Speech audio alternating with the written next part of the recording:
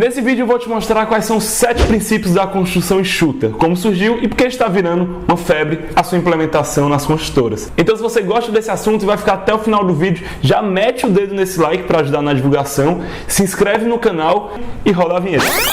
Opa, antes de rodar a vinheta, pegue aí seu celular e segue a gente no Instagram, @InovaCivil, e lá tem muitos vídeos legais, curtos, de estilo Instagram, você vai gostar muito. Agora sim, roda a vinheta.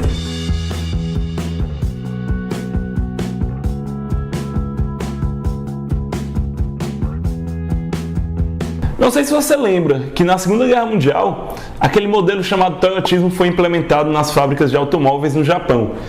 E ele foi espalhado pelo mundo depois de uma crise grande, que teve. E ele foi tido como a solução da crise no ramo automobilístico. Aí a construção civil, que não é besta nem nada, pegou essa tecnologia, esse pensamento da produção enxuta e trouxe para a construção. Então, antes de você entender o que é Kanban, Andon, Just in Time, todos esses nomezinhos bonitinhos japoneses de construção enxuta, é necessário entender como ela funciona e por que essas ferramentas estão de acordo com o pensamento enxuto. Então, saiba que antes de existir o que fazer, você tem que saber o porquê fazer. E esse porquê está dividido em 7 princípios. São os 7 princípios da construção enxuta. O primeiro princípio é reduzir a parcela de atividades que não agregam valor. Eu já começo com um dos principais princípios. Pensa só comigo. Tem coisa que acontece dentro da obra que nada vai alterar o valor final da qualidade da construção. Então, por exemplo, se a distância de carga e descarga forem longe do local de aplicação, será que a obra vai ficar melhor ou pior por conta disso? Por conta de uma alteração em cima disso? Se eu utilizar um simples suporte de mangote utilizado no momeamento de concreto, ao invés de um servente que ficaria ali segurando, a obra vai ficar pior ou melhor por conta disso? Se eu utilizar um vibrador portátil que demanda apenas um servente para sua utilização, ao invés de 2 funcionários, que, como fala o método convencional, será que iria ter impacto no resultado final da minha obra? Lógico que não. Todas as atividades que foram cortadas eram atividades que não geravam valor. Então, quanto menos você tiver atividades que não geram valor, mais barata ficará a sua obra.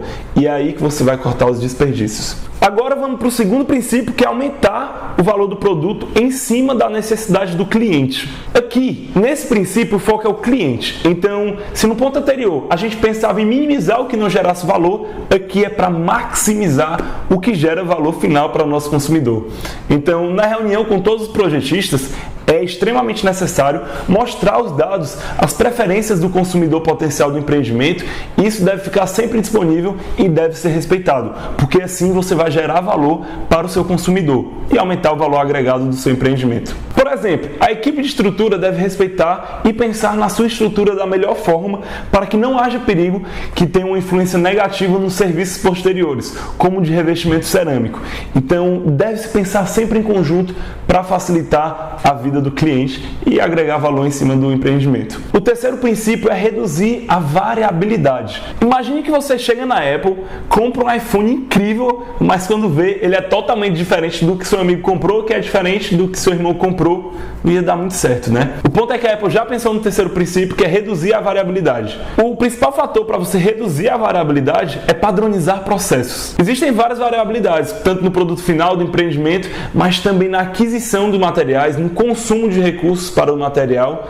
Se você unir esse princípio com o primeiro, que é o diminuir o que não agrega valor, será possível criar processos com mínimo de desperdícios. Processos que já estarão prontos para ser utilizados em suas obras a partir desse ponto em diante. Então pense bem em criar processos que melhorem sua forma de trabalhar e combinem com o estilo do que você já faz hoje. E agora vamos para o quarto princípio, que é reduzir o tempo de ciclo. Se você somar todos os tempos de realização de alguma tarefa, vai ser o chamado tempo de ciclo. Então o quarto princípio é ter foco de diminuir esse tempo. É como se você somasse desde o tempo do transporte, na espera, na execução e até depois com a inspeção. Mas qual a utilidade em reduzir esse tempo de ciclo? A entrega, quando reduz o tempo de ciclo, tende a ser mais rápida, a gestão mais simples, já que haveria menos produtos inacabados, estimativa das obras mais precisas e até mesmo o efeito de aprendizado dos trabalhadores aumenta, e isso vai gerar menos erros. Agora, no quinto princípio, que é simplificar através da redução do número de passos. O nome do princípio já diz por si só o que significa reduzir os componentes de um determinado serviço. Isso pode ocorrer em tarefas auxiliares de preparação e conclusão conclusão, como limpeza, montagem de andaimes, inspeção corriqueiras.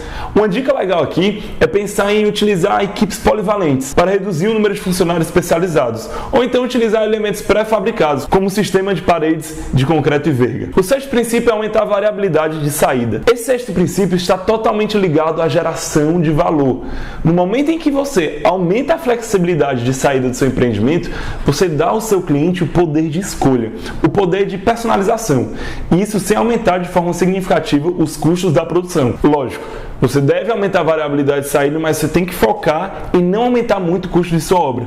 Tem que interligar os dois da melhor forma. Vou te dar um exemplo. Se você consegue utilizar métodos construtivos que proporcionam flexibilidade de lajes, que façam com que o cliente possa escolher o layout do seu apartamento, se serão 2 quartos, se a sala será maior ou menor, essa possibilidade dará ao cliente a desenhar o seu próprio apartamento. E lógico que isso aumenta a flexibilidade de saída do seu empreendimento. E junto com a flexibilidade de saída, aumenta o valor agregado no seu empreendimento. E o sétimo e último princípio é aumentar a transparência dos processos. É lógico, se você tiver certeza que os seus funcionários estão sabendo exatamente como funcionam os processos de sua obra, a tendência é que se minimize os erros. Então, se você colocar uma boa visualização de informações relevantes para a produção, se você colocar indicadores de desempenho disponíveis, se você focar na melhoria, na organização, limpeza e na segurança da sua obra, você estará aplicando o princípio 7 da melhor forma. Agora, a partir desses 7 princípios, sabendo o que significa a construção enxuta, você poderá pesquisar o que é o Kanban, a linha de balanço, e ver essas funcionalidades, como elas se encaixam em alguns desses princípios. Sempre antes de saber o que é feito, deve saber por que é feito. E aí, gostou do vídeo? Deu para entender melhor o que é a construção enxuta e como ela funciona? Se você gostou desse vídeo e quer que eu produza mais conteúdos nesse estilo, é muito importante que você comente aqui embaixo e curta esse vídeo para eu saber se esses vídeos estão sendo úteis ou não. Aliás, não esquece de seguir a gente no Instagram, que é @InovaCivil, e lá a gente posta um bocado de videozinhos, dicas, frases, é bem bacana. Segue lá em Inova Civil e eu te vejo no próximo vídeo. Um grande abraço!